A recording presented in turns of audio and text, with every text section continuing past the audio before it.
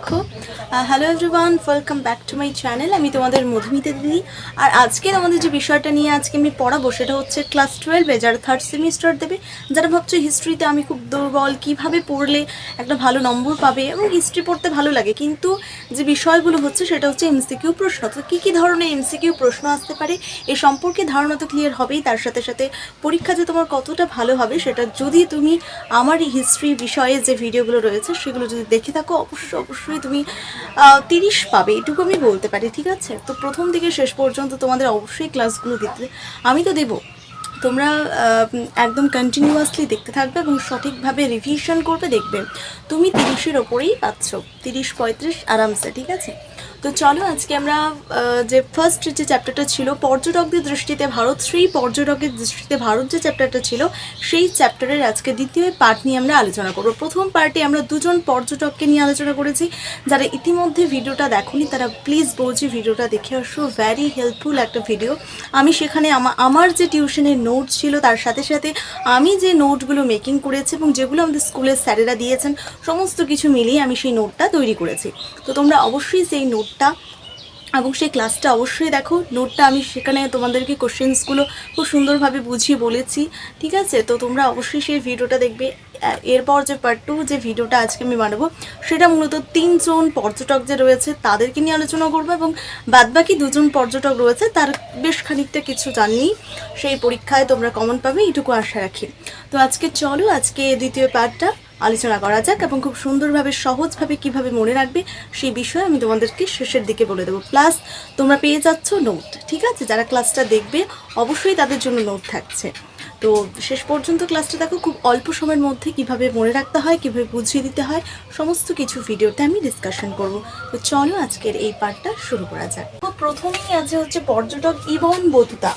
পর্যটক কি? পর্যটক আমরা জানলাম যে ভারতবর্ষকে বা বিভিন্ন পাশ্চাত্য দেশের বা বিভিন্ন প্রাচ্য দেশ, তো পাশ্চাত্য দেশের বিভিন্ন জানার জন্য বা বিভিন্ন জিনিসকে দেখার জন্য, ঠিক আছে, অজানাকে জানার জন্য, সেই যে নিয়ে তারা সেই রকম মাইন্ডসেট নিয়ে তারা যখন বাইরে বেরিয়ে পড়লো, বিভিন্ন বিদেশি পর্যটকেরা যারা ভ্রমণে বেরিয়ে পড়লো, এমন সময় তারা ভারতে এসে পৌঁছালো।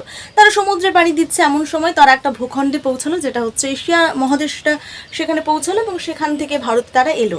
এবার ভারতে আসার পর ভারত সম্পর্কে তারা নানা রকম মতামত দিয়েছে, এই নিয়েই চ্যাপ্টারটা বলে দিয়েছি। ফার্স্ট পার্টে যারা দেখে এসছো খুব সহজভাবে আলোচনা করে দিয়েছি, পার্টটা কেন নাম দেওয়া হয়েছে সমস্ত কিছু বিস্তারিত আলোচনা করে দিয়েছি।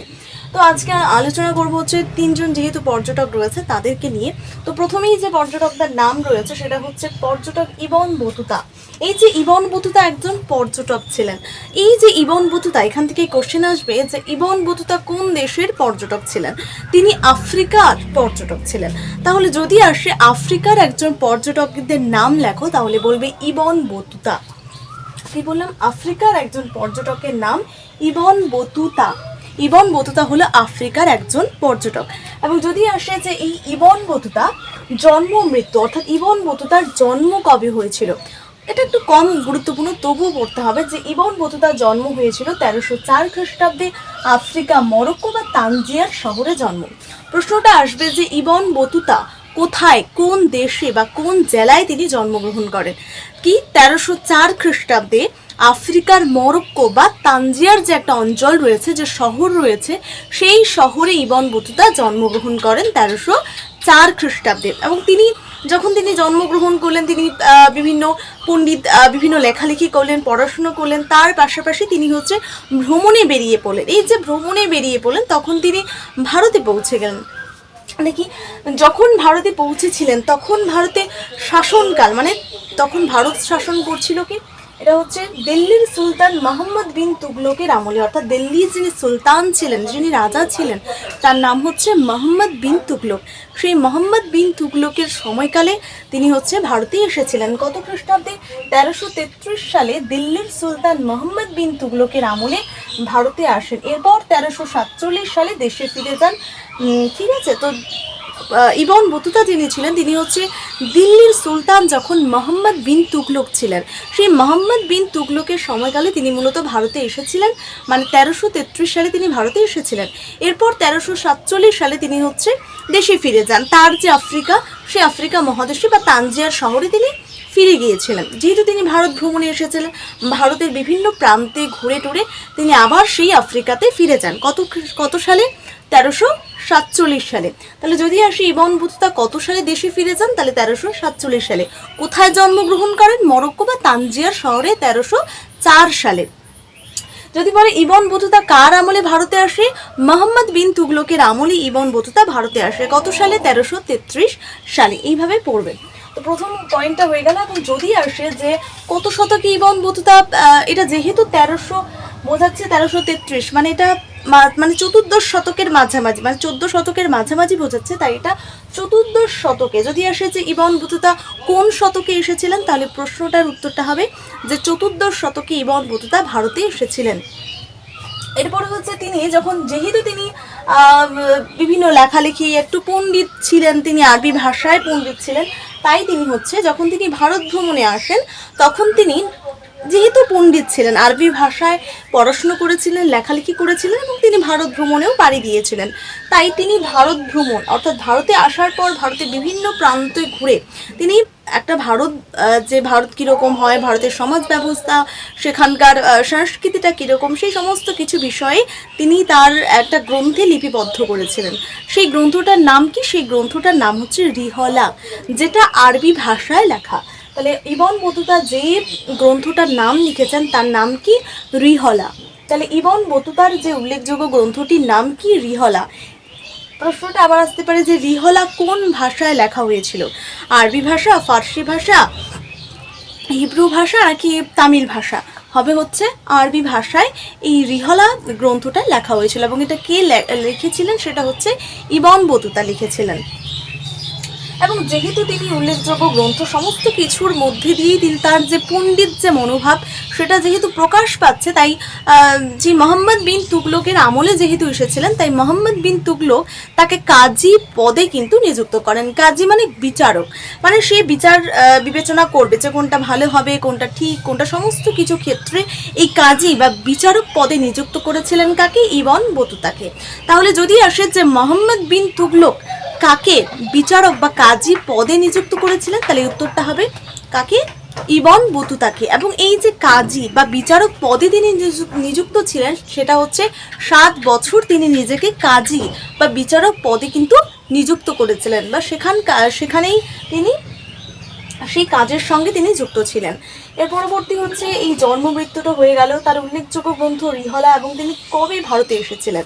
এরপরে তাকে উপাধি দেওয়া হয়েছিল। যেহেতু তিনি ইবন বতুতা দুজন পর্যটকের পরবর্তী সময় এসেছিলেন, তাই তাকে যে উপাধিটা দেওয়া হয়েছিল যে দ্য ট্রাভেলস অফ ইসলাম বলা হয়, বা the Islam of Marco polo. যেহেতু তিনি the Islam of Marco polo, তাকে উপাধি দেওয়া হয়েছিল। যদি বলে যে দ্য ট্রাভেলস অফ ইসলাম কাকে বলা হয়, তাহলে বলবে ইবন বতুতাকে। বা travels the Islam of Marco polo, আমরা এর আগের পর্যটকের নাম পড়েছি মার্কো পোলো, কিন্তু মার্কো পোলো যদি আসে এটা হবে না। এটা হচ্ছে উপাধিটা কার দেওয়া? তাহলে the Islam of Marco polo, এই উপাধিটা হচ্ছে ইবন বতুতার দেওয়া। তারপরে এক্সট্রা ইনফরমেশনে যেটা রয়েছে সেটা হচ্ছে যে মোহাম্মদ বিন এর শাসন কাঠামো। তো প্রথমত হচ্ছে যখন এই মোহাম্মদ শাসন কাঠামো, অর্থাৎ যেহেতু ইবন বতুতা মোহাম্মদ বিন তুগলকের দিল্লি সুলতানি, ওটা হচ্ছে মোহাম্মদ বিন তুগলকের সময়কালে যেহেতু তিনি এসেছিলেন, তাই মোহাম্মদ বিন তুগলককে নিয়ে নানা রকম মতামত তিনি পোষণ করেছেন। মোহাম্মদকে নিয়ে নানা রকম তিনি দৃষ্টিকোণ থেকে তার ইয়েটা মানে চারিত্রিক বৈশিষ্ট্য তিনি হচ্ছে বলেছেন। কি কি বলেছেন? যে মোহাম্মদ বিনের শাসন কাঠামো সম্পর্কে বলেছেন। কিভাবে প্রশ্নগুলো আসতে পারে আমি আমার নোট থেকে তোমাদেরকে বলে দিচ্ছি। যে প্রশ্নটা রয়েছে যে মোহাম্মদ বিন তুগলকের আমলে দ্বন্দ্ববিধির কঠোরতার কথা কে বলেছিলেন? মোহাম্মদ বিন তুগলকের আমলে দ্বন্দ্ববিধির যে কঠোরতার কথা সেটা কে বলেছেন? যদি আসে প্রশ্ন মোহাম্মদ বিন তুগলক, তাহলে সেটাই মনে রাখবে কি? Ibn Battuta. কারণ ইবন বতুতাই মূলত মোহাম্মদ বিন তুগলকের আমলে তিনি ভারত ভ্রমণে এসেছিলেন। এরপরে রয়েছে দিল্লি সুলতানি আমলে কৃতদাস ব্যবস্থার বিবরণ কে দেন? এটা হচ্ছে ইবন বতুতা। মোহাম্মদের রাজত্বের কথা তার গ্রন্থে লিপিবদ্ধ করেন কে? এটা হচ্ছে ইবন বতুতা। অর্থাৎ মোহাম্মদ বিন তুগলকের রাজত্বের কথা লিপিবদ্ধ করেছিলেন কে? Ibn Battuta. যে প্রশ্নটা রয়েছে সেটা কিভাবে আসতে পারে? যে নিম্নে ব্যক্তিদের মধ্যে সুলতান মোহাম্মদ বিন তুগলক দিল্লির কাজী বিচারক পদে নিযুক্ত করেন। 4 জন পর্যটকের নাম থাকলো সেখানে, ইবন বতুতা, নিকোলা কন্টি, দুয়াতে বারবোসা নাকি ইবন বতুতা। প্রশ্নটার উত্তরটা কি হবে? ইবন বতুতাকে কাজী পদে তিনি 7 বছরের জন্য নিযুক্ত করেছিলেন। মোহাম্মদ বিন তুগলককে নিয়ে যে কথাগুলো তিনি বলেছেন সেটা হচ্ছে এর উত্তরটা। এরপরে আমরা বলবো কালিকট বন্দর হলো, এরপরে তিনি কি করেছিলেন? তো যেহেতু তিনি 14 শতকে তিনি দিল্লির সুলতানি আমলে তিনি ভারতে এসেছিলেন এবং তিনি মূলত হচ্ছে যেহেতু তিনি ভারতে এসেছিলেন, ভারতে প্রথম এসেছিলেন কালিকটে 1342 সালে তিনি হচ্ছে কালিকটে এসেছিলেন।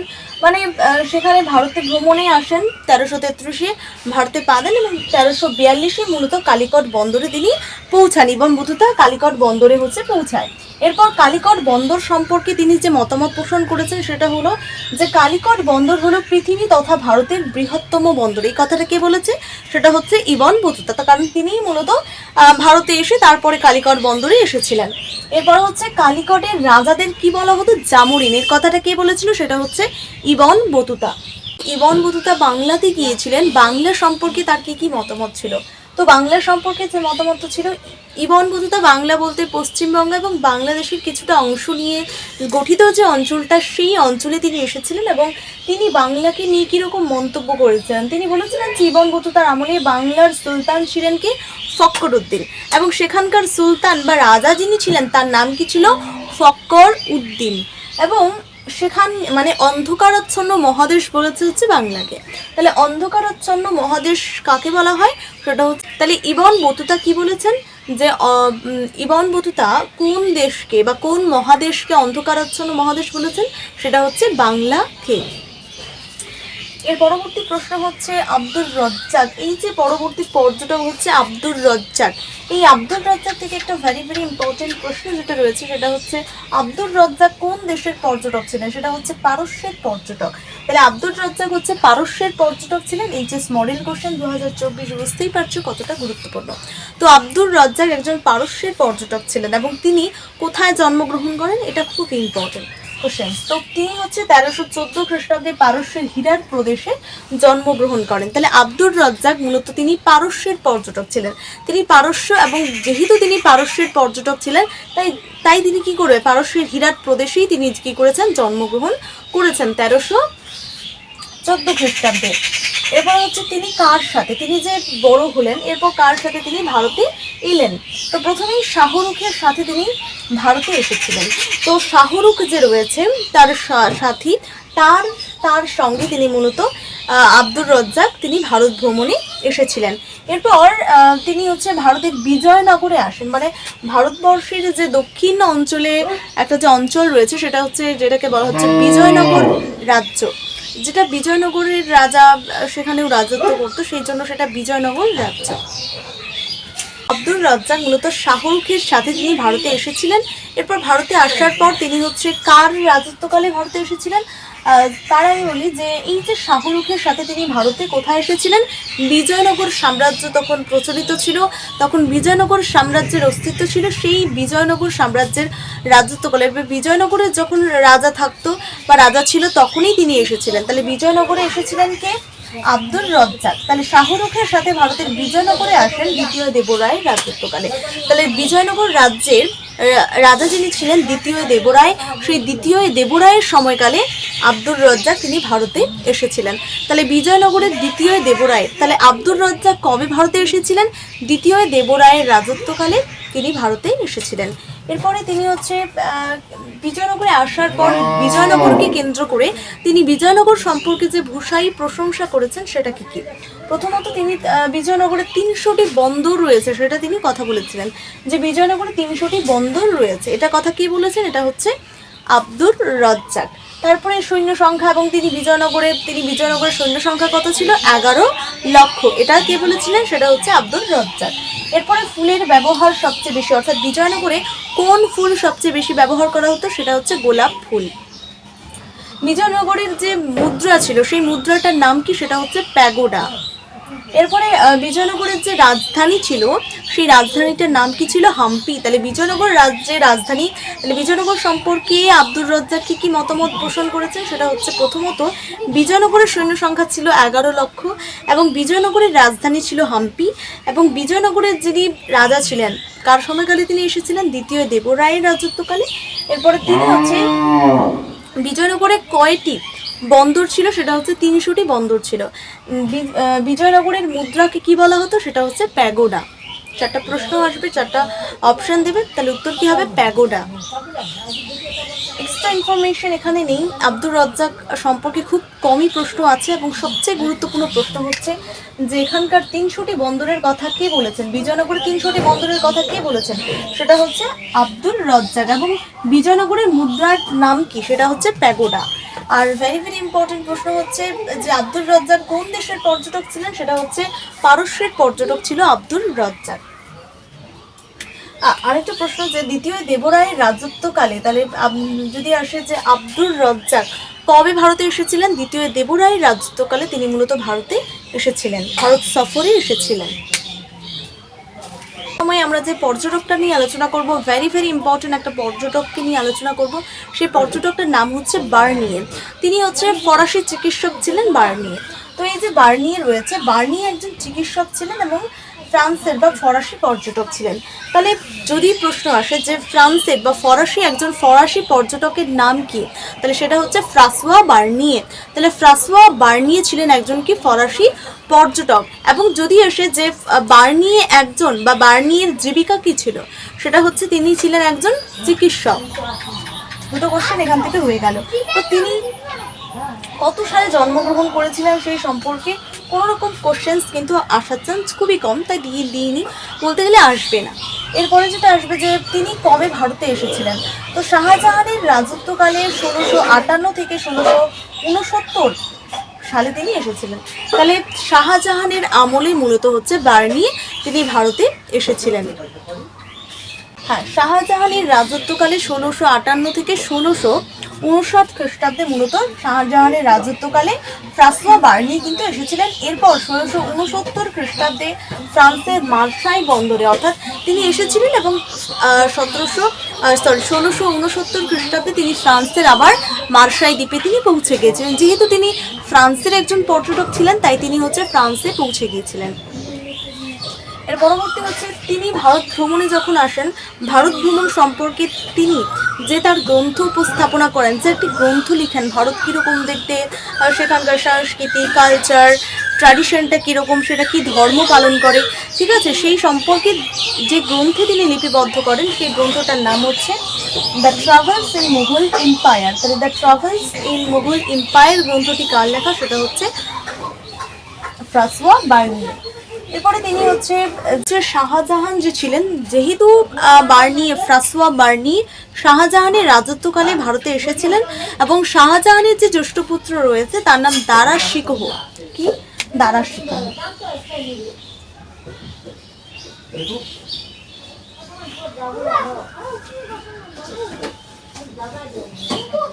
তাহলে দারা শিকোহ, তাহলে শাহজাহানের রাজত্বকালে যেহেতু বার্নিয়ে শাহজাহানের রাজত্বকালে ভারতে এসেছিলেন এবং সেই বার্নিয়ে যেহেতু শাহজাহানের রাজত্বকালে এসেছিলেন, তাই তার রাজত্বকালে যখন এসেছিলেন তখন শাহজাহানের যে জ্যেষ্ঠ পুত্র রয়েছে,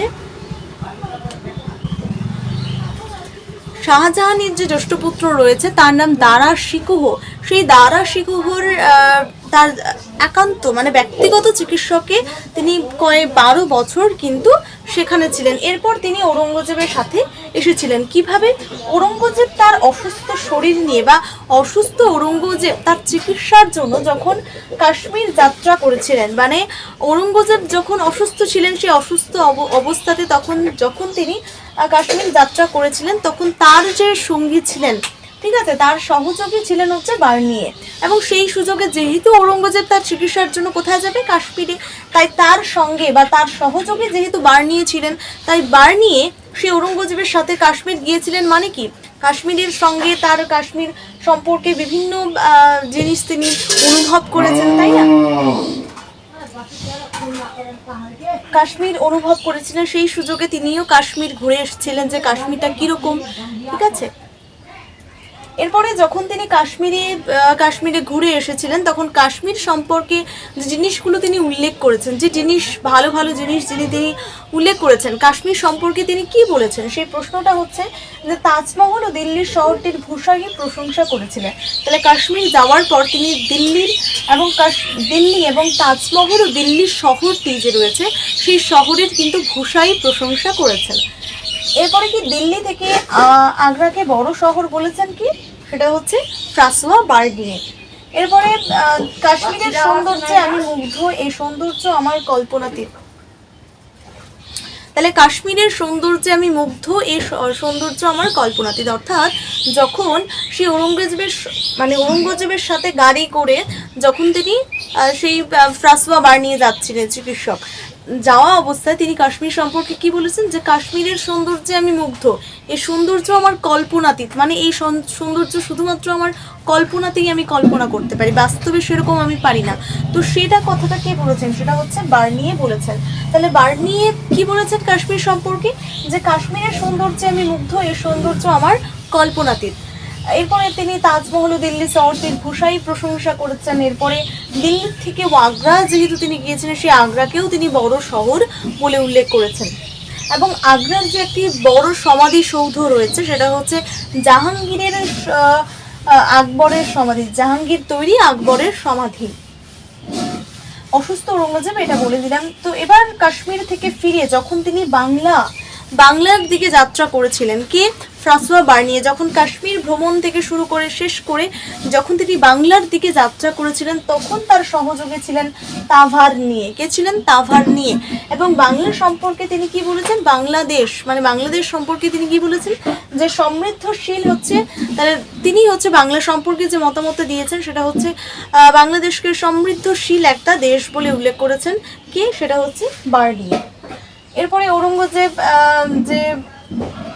ঔরঙ্গজেবের ভারতে আসে 12 বছর থাকে। এবার 12 বছর কিন্তু সেই ফ্রাসোয়া বার্নিয়ে ভারতে ঔরঙ্গজেবের আমলে কিন্তু ছিলেন। এর পরবর্তী সমাজে ভারতবর্ষে এসে তিনি দেখতে পেলেন যে হিন্দু সমাজে সতীদাহ প্রথার উল্লেখ রয়েছে, সতীদাহ প্রথা করা হয় সেরকম একটা নিয়ম কানুন। তো হিন্দু সমাজের যে সতীদাহ প্রথার প্রচলন ছিল সেই কথাটা কে বলেছেন, সেটা হচ্ছে ফ্রাসোয়া বার্নিয়ে। তো বার্নি সম্পর্কে যে প্রশ্নগুলো আমি দিলাম সেই প্রশ্নগুলো খুব ইম্পর্টেন্ট, এবং আমার নোটে অনেক প্রশ্ন রয়েছে যেগুলো এই মুহূর্তে বললে ক্লাসটা অনেক বড় হয়ে যাবে। সেই জন্য আমি বলছি যে আমার যে স্ক্রিন নাম্বারটা দেখতে পাচ্ছ সেই নাম্বারে অবশ্যই আমাকে হোয়াটসঅ্যাপ করবে। তোমার নাম কি, তোমার স্কুলের নাম কি, সমস্ত কিছু, তুমি কোন ক্লাসে পড়ো, অবশ্যই তুমি ক্লাস 12 থার্ড সেমিস্টারে পড়ো, অবশ্যই আমাকে এটা বলবে। এবং আজকের এখান থেকে এই ভিডিওটা শেষ নয়, আরও দুজন পর্যটক মেনলি রয়েছেন, তাদের কিছু প্রশ্ন, 2-4টে প্রশ্ন রয়েছে যেগুলো তোমাদের জানলে তোমরা পরীক্ষা খুব সুন্দরভাবে কোশ্চেন অ্যান্সার দিয়ে আসতে পারবে। তো সেই দুজন পর্যটকদের নিয়ে আমরা আলোচনা করব। আমি নোট থেকে যেহেতু সেই পর্যটকেরা মূলত এতটা স্থান পায়নি, তাই খুব ছোট করে আমি তোমাদেরকে সেই পর্যটক নিয়ে আমি আমার নোট থেকে কোশ্চেন দিয়ে দেবো। সেই কোশ্চেন্সগুলো তোমরা কি করবে, পেজের মধ্যে লিখো, ঠিক আছে, ছোট করে। আর তোমরা যদি পারো যে এইভাবেও পড়তে পারো তোমাদের খাতায়, এরপরে আমি যেভাবে কোশ্চেন্সগুলো বললাম সেই কোশ্চেন লিখে উত্তর করেও পড়তে পারো। তোমাদের যেভাবে পড়তে ভালো হবে সেভাবেই তোমরা অবশ্যই কোশ্চেনগুলো লিখে অ্যান্সার লিখে তারপরে মুখস্থ করার চেষ্টা করবে। মুখস্থ নয়, বরং বুঝে পড়ার চেষ্টা করবে। এবং রিভিশন তো কন্টিনিউয়াসলি ধরে রাখতে হবে। Revision is the most important in study, okay. সেটা হচ্ছে পর্যটক দুয়াতে বারবোসা যিনি ছিলেন, তিনি হচ্ছে দুয়াতে বারবোসা কোন দেশের পর্যটক ছিলেন, তিনি হচ্ছে পর্তুগাল। তাহলে পর্তুগালের পর্যটক কে ছিলেন, সেটা হচ্ছে দুয়াতে বারবোসা। তাহলে দুয়াতে বারবোসা তিনি হচ্ছে পর্তুগালের পর্যটক ছিলেন। এরপরে হচ্ছে বিজয়নগরের সামাজিক ও রাজনৈতিক বর্ণনা কে দিয়েছেন, সেটা হচ্ছে দুয়াতে বারবোসা। তাহলে বিজয়নগরে তিনি এসেছিলেন এবং সেখানে তিনি হচ্ছে সামাজিক এবং রাজনৈতিক ক্ষেত্রে বর্ণনা কে দিয়েছেন, সেটা হচ্ছে দুয়াতে বারবোসা। এবং পর্তুগালের পর্যটক ছিলেন দুয়ার্তে বারবোসা। এর পরবর্তী হচ্ছে বিজয়নগরের এরপরে হচ্ছে যে পর্যটকের নাম রয়েছে সেটা হচ্ছে নিকোলা কন্টি। এই নিকোলা কন্টি একজন ইটালির পর্যটক ছিলেন এবং তিনি মূলত দ্বিতীয় দেবরায়ের রাজত্বকালে ভারতে এসেছিলেন এবং এই রাজত্বের কথা তার গ্রন্থে কিন্তু লিপিবদ্ধ করেছিলেন। তো দুজন পর্যটকদের নিয়ে আলোচনা করলাম। প্রথমত হচ্ছে কি দুয়াতে বারবোসা তিনি মূলত কোথাকার পর্যটক ছিলেন? তিনি পর্তুগালের পর্যটক ছিলেন। এবং আরেকটা যে বললাম নিকোলা কন্টি, সেই নিকোলা কন্টি ইটালির পর্যটক ছিলেন। এবং এই যে দুয়াতে বারবোসা তিনি বিজয়নগরের যে সামাজিক এবং রাজনৈতিক ক্ষেত্রে বর্ণনা দিয়েছেন। এরপরে নিকোলা কন্টি যিনি ছিলেন, যিনি ইটালির পর্যটক ছিলেন, তিনি মূলত কী করেছেন? তিনি হচ্ছে যেহেতু দ্বিতীয় দেবরায়ের রাজত্বকালে তিনি মূলত বিজয়নগরে এসেছিলেন। এই দুজন পর্যটকদের নাম এই দুটো করে কোশ্চেন্স পড়ে নিলেই তোমাদের এখান থেকে হয়ে গেল। তো আজকের এই ভিডিওটা এখান থেকেই শেষ। অবশ্যই ক্লাসটা কেমন লাগলো অবশ্যই জানাবে। ঠিক আছে, আমি যে কোশ্চেন্সগুলো বললাম it's the very very important questions. আর অবশ্যই নোট নিতে চাইলে অবশ্যই স্ক্রিনে দেওয়া নাম্বারে অবশ্যই মেসেজ করবে। ধন্যবাদ সবাইকে।